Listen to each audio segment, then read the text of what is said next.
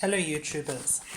So today I thought it would be interesting to take a look at this book that I recently got and copied purely for the fact that I don't like writing in my originals. Um, it's actually for viola, solos for young violists.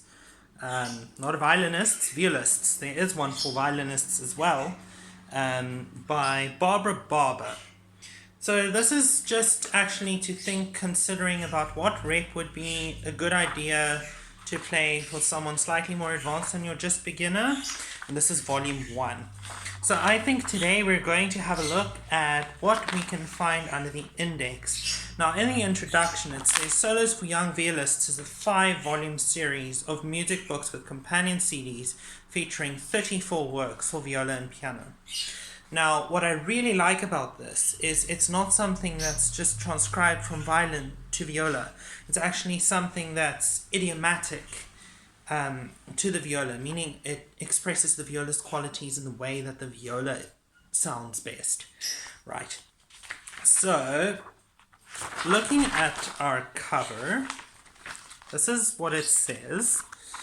And one can see it has the country gardens, Conte Sérieux, which is a serious story, a Marguerite waltz, all varying in difficulty, obviously. Just a closer look there. And then from there on out, it is pretty evident as to what exactly happens in there. So, all with your composers, and then who it was arranged by. So, there's so many amazing pieces, and the accompaniments are absolutely beautiful. Now, I will write out some of these accompaniments as backing tracks, and then play them as proper solos with backing tracks. Then you can see for beginners what would be, or beginner to intermediate playing, what would be a good thing to do. Now, today I'm just going to do some pedagogical discussions on one of these pieces. I haven't prepared any of this in advance, so I think it would be a good idea to just pick one. Here's Violet Archer's 6 miniatures for viola and piano, using our Dorian modes or something that I'll be covering at some point in my videos, but that won't be today. So I think it would be a really good idea to do the prayer from Hansel and Gretel, which is by Engelbert Humperdinck, and that is an opera which features the story of Hansel and Gretel. And the interesting thing about this is that it's actually an opera that most children watch overseas, specifically around Christmas time. Now, I'm just going to take a photo of this page that I can avoid turning with my tablet, and then we can have a look at the pedagogical aspects of what it takes to play this piece on the viola. Now, people have often asked me, how is the viola different from the violin? Well, we read in a different clef. Your technique needs to be much more hands-on. You need to be much of a heavier player. You need to work towards warmth and listen to the warmness that the viola produces much more than that towards the violin produces, because of the different timbres that your ear produces. So I'm just going to get my viola over here. And then we're going to look at the prayer of Hansel and Gretel by Engelbert Humperdinck, arranged by Barbra Barber, who is the compiler of this specific book and a specific piece. So, my viola is slightly flat. Okay, so looking at our metronome mark, it's moderato at 66. And it automatically starts off with slurs. So a prayer is actually, it's something that's considered pure in many cultures. So I think I'm just going to move this so that you can see my viola properly. Right, so it's something that's considered fairly holy, almost like a lullaby kind of thing. And it starts with sempre piano as our dynamic marking.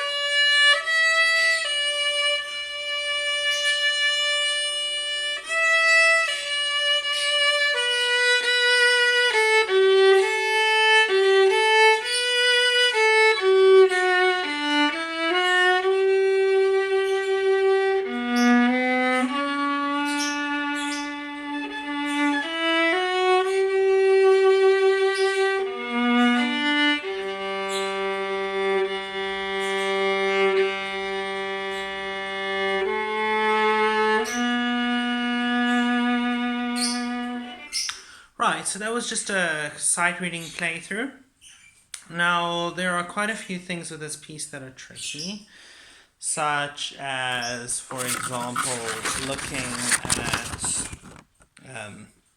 the sempre piano and how it is repeated, but also the fact that it has to be fairly legato and warm, as it's something that means a lot to these characters of Hansel and Gretel. Right. The background story behind this is actually where they get lost in the forest, having been chased away by their mother, who was pretty upset at them for spilling milk. They are not a very well-off family, and the milk was considered to be quite a lot of their sustenance to keep the family going. And they were playing around the house and being irresponsible and knocked over the milk, so the mother told them to just go out. And then they got lost in the forest.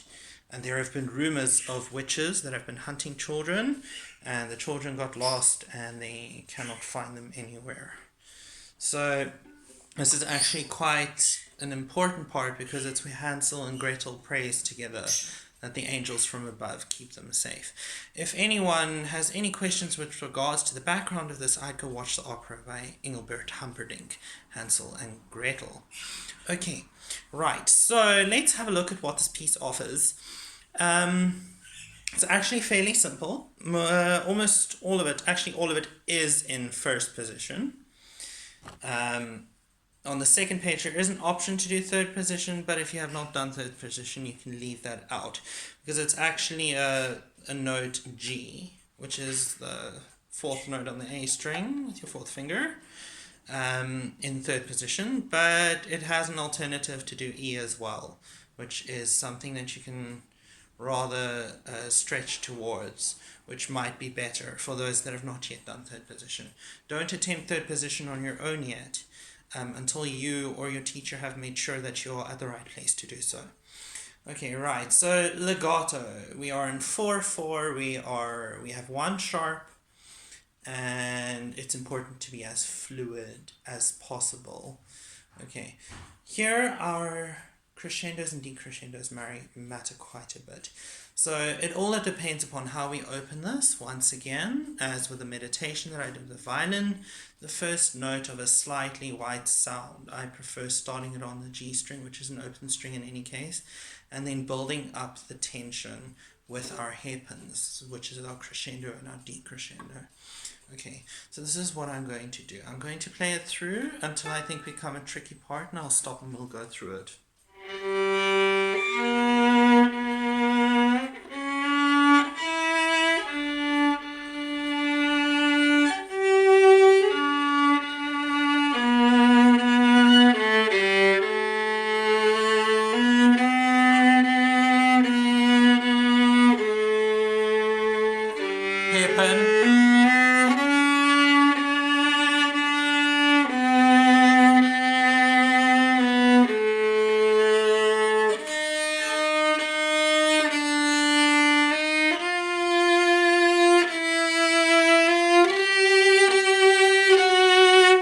Up to there already, we are using notes that are not in our standard finger frame. Now, it is very important to consider exactly how we are doing this.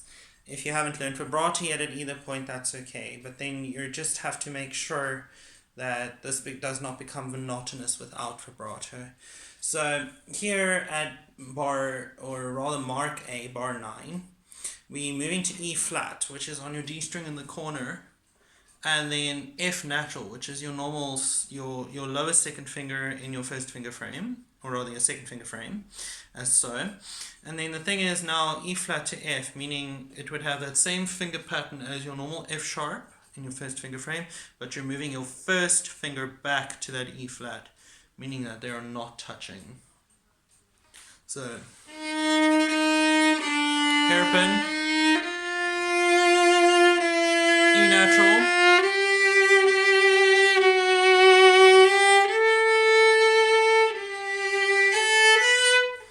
so that's a way about going about that. And then in the end, you've linked that part. Play repeats where necessary, watch out for accidentals, and keep it as smooth as possible. And that for today covers the prayer from Hansel and Gretel by Engelbert Humperdinck. Now note, there is a way to make it sound more professional, and that would be using other positions, vibrato, general musicianship, and so on. This was a good piece for those that are well acquainted with first position on the viola, and a good piece to start learning in Solos for Young Violists by Barbra Barber. If you have any questions, you're welcome to comment below or send me an email. Either way, it's not a problem. Just to make sure then that when you're doing this, you are absolutely sure of your accidentals and absolutely making sure that each note has its proper value. And remember, expression is what music is about. As Mozart said, it's not the notes that matter, it's the space between the notes which makes music. Okay, have a lovely day, guys. Thank you for watching.